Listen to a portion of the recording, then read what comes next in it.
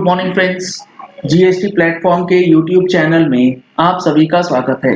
जी हाँ फ्रेंड्स, अब आपको इनपुट टैक्स क्रेडिट लेने से पहले आपके 2A में डेटा आया या 2B में डेटा आया, इस चीज को चेक करने के बाद एक मोस्ट इम्पॉर्टेंट कंडीशन जो चेक करना है जनवरी महीने की जीएसटीआर 3B के अंदर आईटीसी को क्लेम करने से पहले, वो क्या है?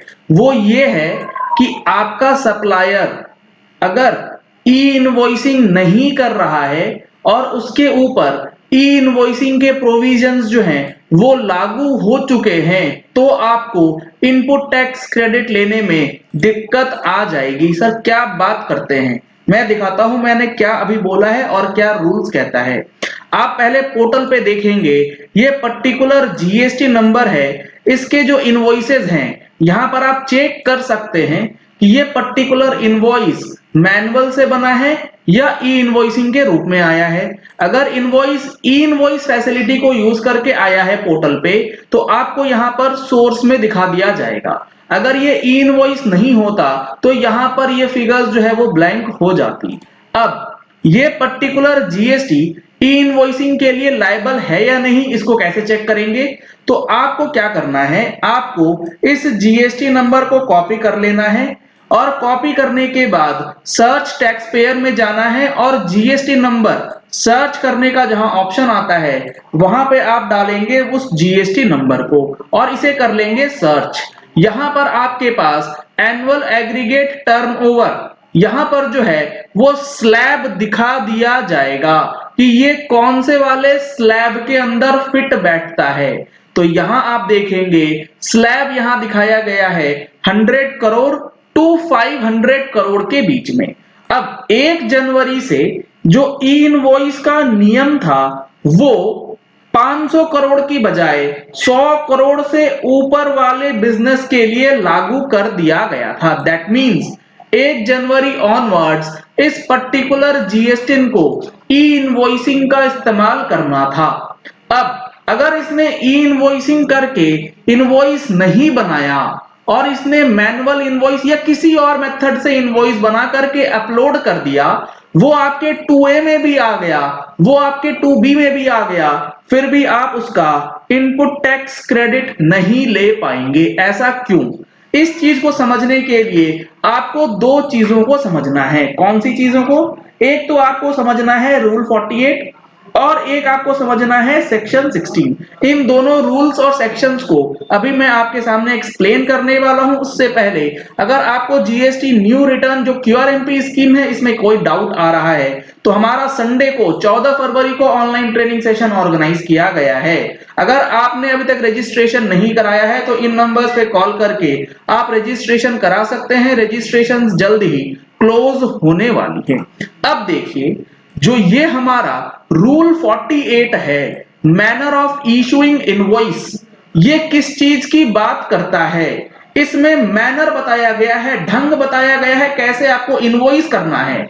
इसका सब रूल 4 ये बात करता है कि आपको इनवॉइस जो बनाना है वो इलेक्ट्रॉनिकली बनाना है after obtaining N invoice reference number, जो भी रजिस्टर्ड पर्सन्स नोटिफाई किए गए हैं गवर्नमेंट की तरफ से।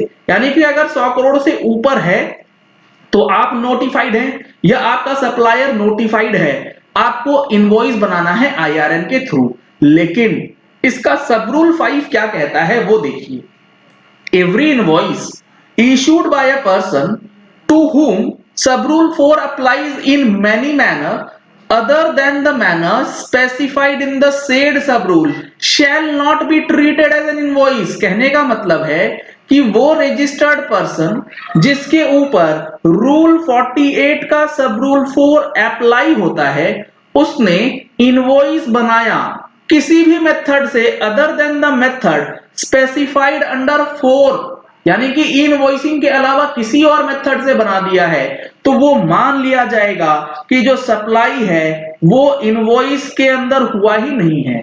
तो यहाँ जो लैंग्वेज लिखी गई है, ये लैंग्वेज लिखी गई है it shall be not be treated, it shall not be treated as an invoice, वो इनवॉइस ही नहीं माना जाएगा।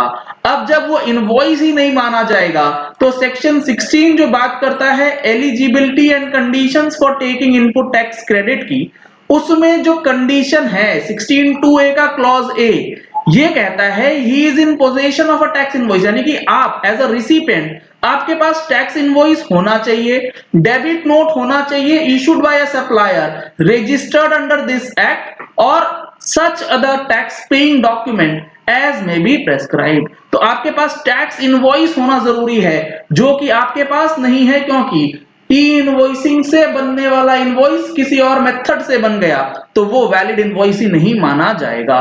तो ये एक बहुत बड़ा प्रॉब्लम अब आ सकता है जीएसटीआर 3B, जो कि जनवरी महीने की आप फाइलिंग कर रहे हैं, उसको इनपुट टैक्स क्रेडिट में कन्वर्ट करने के लिए।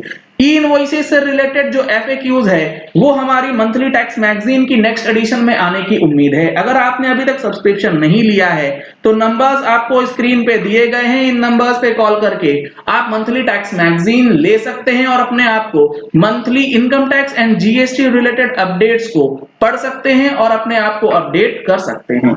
99C के अंदर फाइलिंग में कोई दिक्कत आती है या 99C को समझना है डिटेल्ड में, तो उसके लिए आप हमारा 99C का 3.5 घंटे का कोर्स परचेज कर सकते हैं, जिसके अंदर आपको 99C से रिलेटेड हर एक चीज डिटेल्ड में बताई गई है along with पीडीएफ नोट्स। इसमें आपको टेक्निकल सॉल्यूशंस भी दिए गए हैं जो कि आपको 9C के अंदर फाइलिंग करते समय या डीएससी लगाते समय आता है। कोर्स परचेज करने के लिए लिंक आपको वीडियो के डिस्क्रिप्शन बॉक्स में दिया गया है। नंबर्स कॉल करने के लिए, व्हाट्सएप करने के लिए स्क्रीन पे फ्लैश किए गए हैं। इन नंबर्स पे कॉल करके आप सब्सक्रिप्शन ले सकते हैं, मैगजीन का भी और अपने कोर्स का भी। अगर आपने हमारे चैनल पे फर्स्ट टाइम ट्यून इन किया है तो चैनल को सब्सक्राइब करने के लिए नीचे दिया गया रेड कलर का सब्सक्राइब बटन प्रेस कर लीजिए, साथ में जो बेल आइकन है उसे प्रेस कर लीजिएगा ताकि वीडियोस की नोटिफिकेशंस आप तक रेगुलरली पहुंचती रहें। Thank you and have a nice day.